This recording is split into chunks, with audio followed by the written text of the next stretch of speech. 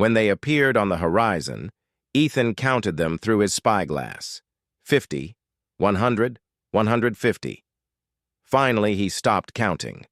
At least 200 Apache warriors stood in perfect formation on top of the hill. Sunlight reflected off their spears. Their horses breathed heavily, and at the front, wearing a feathered headdress, Chief Takoda stared directly at Ethan. Ethan grabbed his rifle. Beside him, Kimimela said, "Please," her voice breaking. "I know them. They're ruthless. You must give me back." "Never," Ethan said, and war became inevitable. But this story didn't begin that day.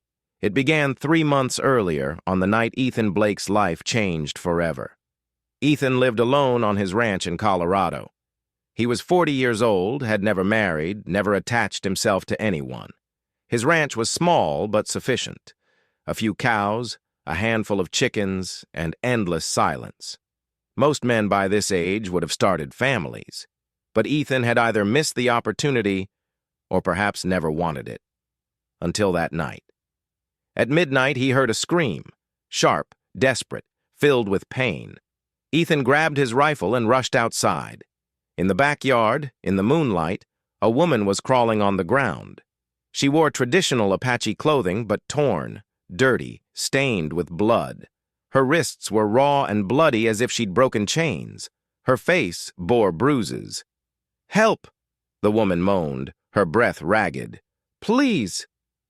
Ethan didn't hesitate. He lifted the woman in his arms, surprisingly heavy, she had a strong body, and carried her into his house. He laid her on the bed, cleaned her wounds, gave her water and food. The woman mumbled unconsciously, murmuring words in the Apache language. Ethan stayed by her side until morning. When dawn broke, the woman opened her eyes. Dark brown eyes, strong but frightened. "Who are you?" Ethan asked gently. "Kimimela," the woman said in a hoarse voice. "My name is Kimimela. It means butterfly." "What happened to you?" Kimimela's eyes filled with tears. "I ran away from my tribe. They wanted to marry me to someone I didn't want." Ethan nodded without hesitation. "You're safe here. No one can hurt you." "My brother will come," Kimimela said quietly. "Chief Takoda. He will find me." "Then I'll talk to him." Kimimela laughed bitterly. "Takoda doesn't listen. He only sees obedience." Days passed. Kimimela recovered. Ethan gave her his own room. He slept in the barn. The woman was quiet but grateful. She did small tasks, cooked food, tended the garden, mended Ethan's torn clothes. Their conversations were few but comfortable in their silence. One evening, as the sun set, they sat on the porch.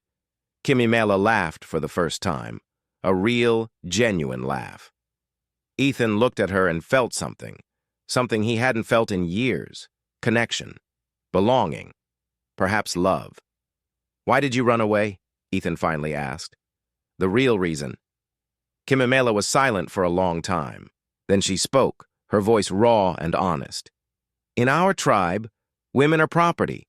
Fathers sell us, brothers trade us. When I was 17, I was to be married to an old warrior. 50 years old, he had 3 wives. He wanted me as his 4th. "What did you say?" "I said no. The first and last time I said no." Kimimela's voice trembled. "They beat me. They locked me in my tent. They didn't give me food for a week. Then they chained me. 'Until you obey,' they said." Ethan's hand clenched into a fist. "And you escaped?" "Yes. One night, when the guard fell asleep, I broke the chain with a rock. I ran. For days I ran. I didn't know where I was going. I just knew I had to get away." "And you came to my land?" Kimimela looked at him. "Yes. And you saved me? Why?" Ethan shrugged. "Because I wanted to do the right thing. Most white men wouldn't save an Apache woman. I'm not most white men." Kimimela smiled. It was the first real smile, and that smile melted Ethan's heart. Weeks passed. Kimimela and Ethan worked side by side. She taught him Apache traditions, which plants were medicinal, how to read the language of the wind, how to move silently. Ethan taught her farming skills, how to mend fences, how to start a fire, how to milk cows. And slowly, quietly, something changed. Touches lasted longer. Looks went deeper. One evening, when it was raining, Ethan held Kimimela's hand. "Stay," he said quietly. "Forever. With me." Kimimela's eyes filled with tears. "My brother will come." "I know. But I'll fight for you. I'll stay with you." "Why? Why do you care about me so much?" Ethan looked at her, that strong, beautiful, broken woman. "Because I love you." The words hung in the air. Then Kimimela leaned forward and kissed him, soft, tentative, but real. And that night, Ethan Blake felt he wasn't alone. But happiness was short-lived. In the morning, Ethan found something at the door, an Apache spear planted in the ground, and a message written in blood on leather. "Return my sister. 3 days, or you die." Ethan picked up the spear and went inside. When Kimimela saw it, her face went pale. "Takoda," she whispered. "He's come." "To take you?" "To kill me." Kimimela trembled. "In our tribe, women who run away tarnish the family's honor. The only solution is death." "He can't kill you. He's your brother." "That's why someone else will kill me. The old warrior, the man who wanted me. Takoda will just watch." Ethan grabbed his rifle. "Then no one will take you." "Ethan, no. Takoda will come with 200 warriors. You're one man. You can't win." "Maybe. But I'd rather die with honor than live without it," Kimimela cried. "I don't want to get you killed, and I don't want to lose you." 3 days passed. Ethan prepared. He loaded rifles, counted ammunition, added fence posts to the barricades. He sent word to his neighbors, but none came. Fighting the Apache was suicide. Only one man came, an old rancher named Hank. "Are you crazy, son?" he said. "You're trying to stand against 200 warriors?" "Yes." "Why?" "Because I love her." Hank shook his head. "All right, then I'll stay with you. 2 rifles are better than 1. The 3rd day came at dawn. Ethan and Hank stood on the roof scanning the horizon with spy glasses. Then they saw them. First it was a dust cloud, then horses, then warriors, dozens, hundreds, in perfect rows, disciplined, silent. When they stopped on top of the hill, the sun was behind them, making their silhouettes look giant. "God," Hank whispered, "there really are 200 of them." At the front, Chief Takoda dismounted from his horse, tall, muscular, full of authority. His feathered headdress waved in the wind. He gripped his spear tightly. "Ethan Blake," he shouted, his voice echoing through the valley. "Give me my sister." Ethan stepped forward. "No!" Takoda's face hardened. "She is my sister. She belongs to me." "She doesn't belong to anyone," Ethan shouted. "She's a free person. She broke tribal law. Her punishment is death. She ran because she was oppressed. You tried to force her into marriage." Takoda remained silent. Then he spoke, his voice cold. "White man doesn't understand tribal law. Give me my sister, or we'll kill you all." "No." Takoda nodded. Behind him, warriors moved. They drew their bows. They raised their spears. 200 weapons aimed at Ethan. "Last chance," Takoda said. "Give her up." Ethan turned to Kimimela. The woman stood at the window, tears streaming. "Go," Ethan said. "If you want to, I won't force you." Kimimela shook her head. "No, I'll stay with you. Even if it means death." Ethan smiled. "Then we'll stay together." Takoda roared in anger. "Fool, I'll kill you both." "So be it." Ethan raised his rifle. "But it won't be easy." The tension was unbearable. The wind stopped. Even the horses were motionless. 200 warriors waited, ready to attack. Then a voice rang out, old, cracked, but powerful. "Stop!" Everyone turned.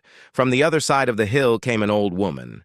She wore traditional Apache clothing, but the decorations marked her as an elder leader, the tribe's oldest, Grandmother Amma. Takoda was shocked. "Grandmother, this is not your business." "Everything is my business," the old woman said sharply. She walked, heavy but determined. When she reached the front of Ethan's ranch, she stopped. "Kimimela," she called. "Come out here." Kimimela stepped through the door, trembling but standing tall. "Grandmother," she said quietly, "why did you run away?" Kimimela took a deep breath. "Because I was being forced into marriage. Because I was being abused. Because I had no right to say no." Grandmother Amma nodded. "And now?" "Now I'm free. And I'm happy." "With this white man?" "Yes." Grandmother examined Ethan with aged eyes. "Do you love her?" "Yes," Ethan said without hesitation, "more than my own life." "And are you willing to die for her?" "Yes." Grandmother was silent for a long time. Then she turned to Takoda. "Chief," she said, "listen to me. In the old days, women were property. But times are changing. Our tribe is shrinking. Our young are dying. Our women are running away. Why?" Takoda didn't answer. "Because we treat them like slaves," Grandmother said. "Because we don't listen to their voices. Kimimela ran because she wanted to live. If we see this as a crime, our tribe will die. But tradition, we can change tradition. Either we change or we perish." Grandmother turned to Kimimela. "I offer you a choice. Return and be forgiven, or stay and be exiled. But you won't die." Kimimela was shocked. "Really?"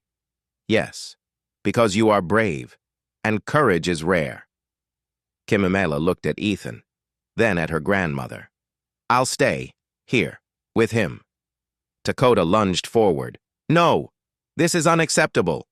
"It will be accepted," Grandmother said sternly. "Because I say so. You are Chief Takoda, but I was the tribe's voice before you were born. And I tell you, if you start this war, you'll lose our tribe forever." Takoda's face twisted with anger and pain. But finally he lowered his spear. "Fine," he said in a choked voice. "But one condition." "What?" "This white man will marry Kimimela, properly, in a tribal ceremony. Then maybe I'll accept it." Ethan hadn't expected this, but he didn't hesitate. "I accept." "Good." Takoda turned and mounted his horse. "1 month from now, at the tribal ceremony. Otherwise, I'll come back." And 200 warriors, silently, rode away from the hill. The dust clouds slowly disappeared. Ethan and Kimimela stood there, still unable to believe it. "Is it over?" Kimimela whispered.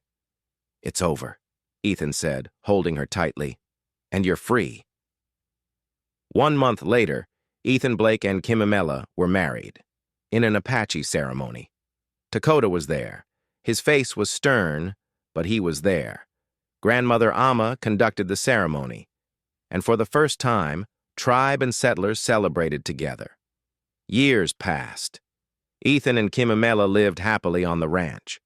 They had no children, but they had each other. Takoda never fully forgave, but in time he respected, and the tribe changed. Women gained more voice, forced marriages declined. When Ethan grew old, when his hair turned white and his hand trembled, he still held Kimimela's hand. They still watched the sunset together. And when Ethan died in old age and peace, his last words were for Kimimela. "I never regretted choosing you," he whispered. Kimimela cried, but her eyes were also smiling. "And I never regretted choosing you." Ethan Blake stood against 200 warriors, for an Apache woman, for love, for freedom, and he won. Not with guns, with courage, with love, and with never giving up. Because true strength isn't in weapons, it's in hearts. And Ethan Blake's heart had never been stronger. If this story moved you, if Ethan and Kimimela's courage inspired you, please like, comment, and subscribe. Because more stories are coming from the Wild West. Stories of courage, love, and freedom. And who knows? Maybe the next story will be yours.